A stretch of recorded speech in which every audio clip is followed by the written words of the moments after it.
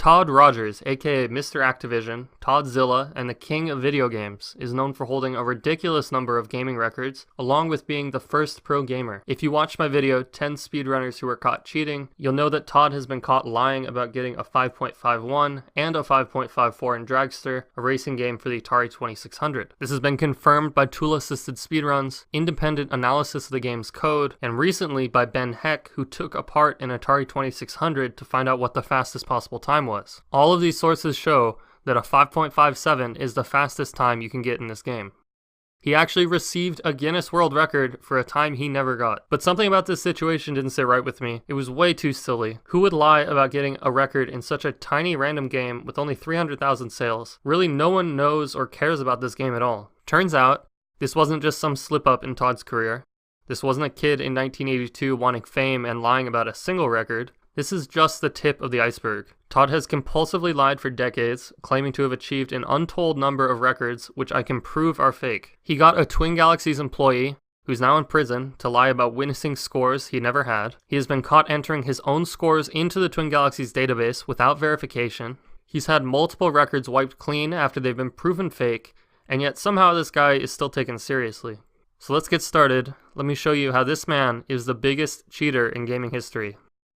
Once I suspected that there was more to this story, I started contacting as many people as I could that had connections to Todd. The best piece of information that I received was from former Twin Galaxies employee Wolf Morrow. Here's a quick intro into Wolf's experiences at Twin Galaxies. I used to work for Twin Galaxies some years ago, but hated it. My brother and I were constantly having to fight with what I call the old guard, comprised of record holders from the early 80s. First, they resisted every one of our innovative new ideas, like speed gaming records for consoles. And then later, we discovered a lot of the records from the 80s were bogus because video proof was not required back then. The worst was Mr. Activision, aka Todd Rogers, where I and several others were able to prepare a case and conclusively prove Todd had been completely fabricating world records for various Atari games. And here's what Wolf said about Todd in his email to me. I quickly learned of his celebrity status with Twin Galaxies and being Mr. Activision because nobody, and I mean nobody, could touch him at any Atari Activision game he set records for. It was made clear that Todd was untouchable and unquestionable. I like to gauge how tough the world records truly were by practicing on the game in question. When I started testing various Atari 2600 records already long established by Todd in the Twin Galaxies database, that's when I began to realize things weren't adding up. I would take a game like Barnstorming, for example, get within the top 5 of the logged records for it, only to realize that Todd's #1 score/time seemed flat out unreachable by a long shot. Indeed, the second place times were nowhere near what Todd got, and I began to smell BS.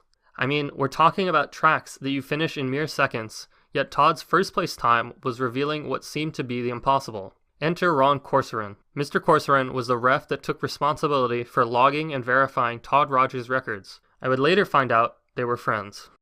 When I read this, I thought, great, I have the name of the guy who verified all of Todd's ridiculous records. I need to talk to this guy. But it turns out you can't, because he's serving 30 years in prison for repeatedly raping a little girl. So super high quality referee we've got here. I'm sure he's a super honest guy. You might say, this Wolf guy, he's just one person. How do we know Ron Corcoran was really in charge of entering Todd's scores? We know this because Todd himself has told us. There were some 1,700 of my scores that were lost from the database or point blank just never put into the database by Ron. Gone were several tapes proving scores that are in question, including my 14 videotape 85-hour marathon on the Atari 2600 Journey Escape. After Ron's trouble was settled, Brian King got the tapes back from the police department, as Robert had been retelling over the years, but he was only given approximately 125 tapes from the police, of which just one was from Robert, and just 25 or so were from me, and no other tapes were returned by the police.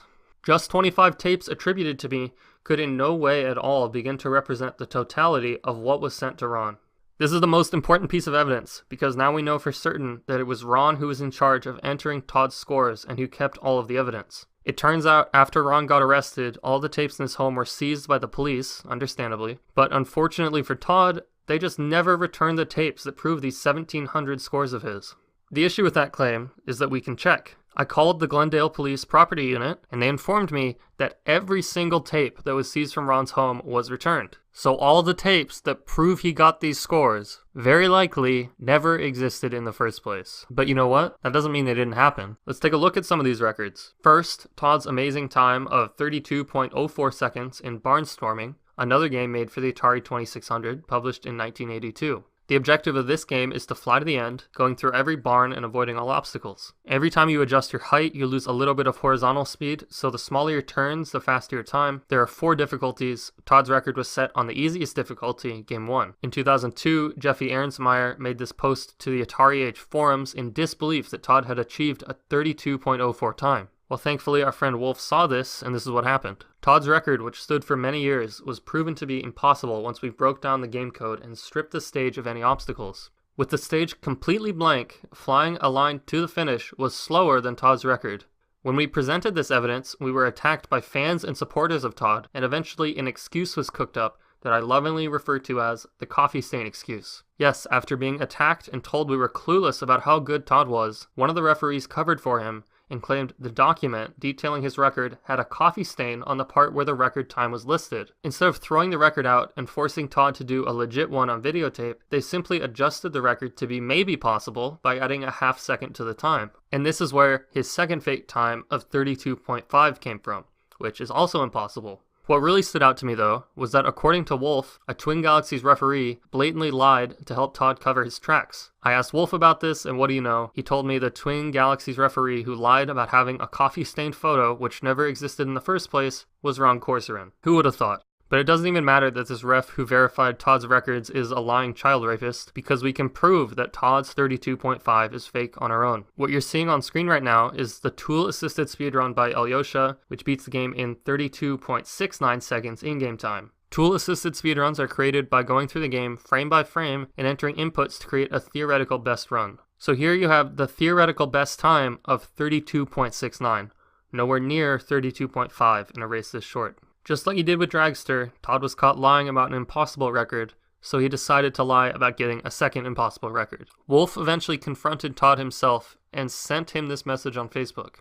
First off, you and I both know the things you did at Twin Galaxies were highly unethical, and frankly it made me very bitter how Mike and I were treated like the bad guys when we stood up for the integrity of the Twin Galaxies database. Ron covering for you and flat out lying for you really just made it even worse. We had to prove your record was bogus before anything got done about it, because both you and Ron swore it was 100% legit. On top of all that other crap, you're caught entering your own scores on the C64 format without submitting full verification to the proper ref. To make things worse, many of those scores were very suspect anyway.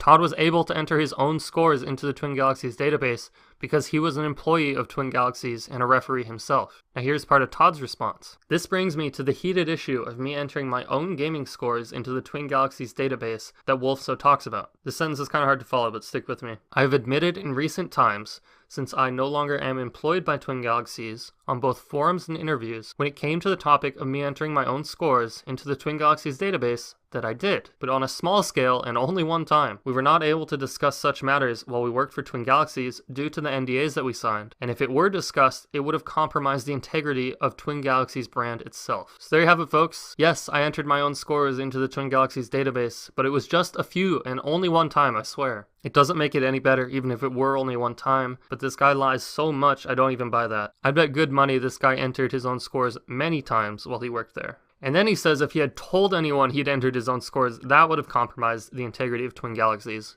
No dude, entering your own scores in the first place was enough to do that. Here's another record that's under dispute. This is his record for the legendary axe. At least this one says there's a video, but there's not. The issue with this record is that the score only increases in 50-point increments, so this score is impossible. How about his Donkey Kong record of 15 million? First of all, what are the odds you'd get exactly 15 million in a game that increases score in 100-point increments? But whatever, I'll let that slide. Todd's record was entered as 15 million. I immediately suspected it was bogus, since the best results from professionals at the game were well under 1 million. I protested the record, and Todd claimed there were full videotapes documenting the marathon session. I wonder what happened to those. One of the refs, the same one that came up with the coffee stain excuse, that's Ron, claimed indeed there was a set of tapes. I asked one of the lead referees to investigate and verify these supposed tapes of the records. After several months, the lead ref concluded the tapes never existed and Todd's record was removed from the database. He holds the record for Wabbit with a score of 1698, but the game always goes up in increments of 5. I don't know how he didn't realize that. Like, did he not even play the game before making up his score? Also, the game automatically kills you at 1300 points, so this record is double fake. You know what? Let's just go through a bunch of Todd's records and see if we can find any patterns. Centipede, insanely better than second place. No video, verified by referee. Cosmic Arc, insanely better than second place.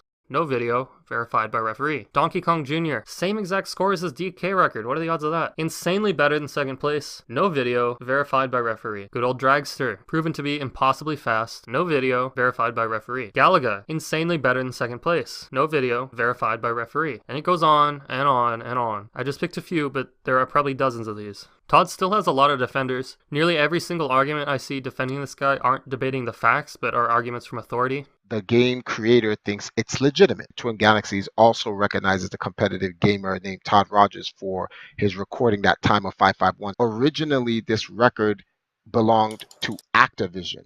We're talking Guinness World Record here. We're talking about Activision and Twin Galaxies. This is a logical fallacy. Just because Twin Galaxies said he got a record, or Guinness, or Todd himself means nothing if the facts don't add up. So my question to you guys at Twin Galaxies is, why is this guy still allowed on your website? There was a man named Henning who was a top GoldenEye speedrunner, but when it was found that he had faked multiple records, they removed all his times from the elite because he had proven himself not to be trustworthy and no one could be 100% certain which runs were real. You guys know he's cheated in the past. Many of his records still standing today are under dispute. He lies repeatedly. What else do you have to do to get banned from this website? I strongly suggest if you guys want to maintain credibility, you wipe this guy's scores, or at absolute minimum, reevaluate all of them and require him to provide actual evidence.